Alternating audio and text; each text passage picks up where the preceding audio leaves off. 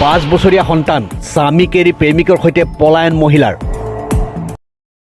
যদি আপোনাৰ পত্নীও ইনষ্টাগ্ৰাম চলায় তেনেহ'লে ইনষ্টাগ্ৰাম এতিয়াই ডিলিট কৰক। যদি আপোনাৰ পত্নীয়ে ফেচবুক চলায় তেনেহ'লে ফেচবুক এতিয়াই ডিলিট কৰক। কাৰণ ইনষ্টাগ্ৰাম আৰু ফেচবুকৰ পৰা আজিকালি বহুত বেয়া দিশলৈ গৈ আছে। গতিকে এনেকুৱা ইনষ্টাগ্ৰাম ৰখাতকৈ নৰখাই উচিত। ডিলিট কৰা, মোবাইলৰ পৰা ডিলিট কৰা। আপোনালোকক কিয় কৈছোঁ, মই ইনষ্টাগ্ৰাম ডিলিট কৰিবলৈ কিয় কৈছোঁ, মই ভিডিঅ'টো আপোনালোকক দেখাবলৈ চেষ্টা কৰিম। তেনেহ'লে ভিডিঅ'টো লেটছ গো। ইয়াৰ মাজতে মই আপোনালোকক ৱেলকাম কৰিছোঁ আৰু যিসকলে নতুনকৈ আহিছে মোৰ ইউটিউব চেনেলটো ছাবস্ক্ৰাইব কৰিবলৈ নাপাহৰিব। লগতে কাষত থকা বেল আইকনটো ক্লিক কৰি দিবা, যাতে মই যেতিয়া ভিডিঅ' দিব আপোনালোকে পতককৈ পাই যাব। তেনেহ'লে ভিডিঅ'টো ষ্টাৰ্ট কৰিম, লেটছ গো।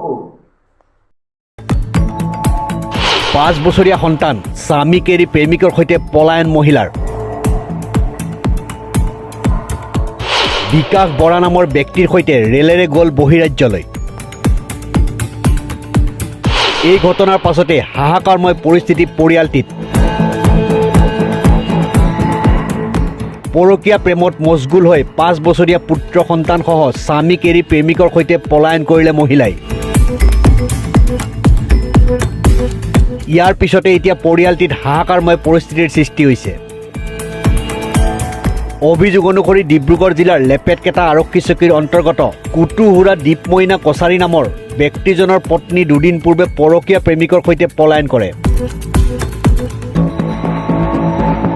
মহিলাগৰাকীৰ স্বামীয়ে জানিবলৈ দিয়া অনুসৰি ইনষ্টাগ্ৰামত দিয়া ফোন নম্বৰৰ পৰাই বিকাশ বৰা নামৰ ব্যক্তিজনে 3 মাহ ধৰি পাপৰি কছাৰীৰ সৈতে গোপনীয়ভাৱে বাৰ্তালাপ কৰি আহিছিল। মই অলপ আগতে সেইকাৰণে আপোনালোকক কৈছিলোঁ ইনষ্টাগ্ৰাম ডিলিট কৰ।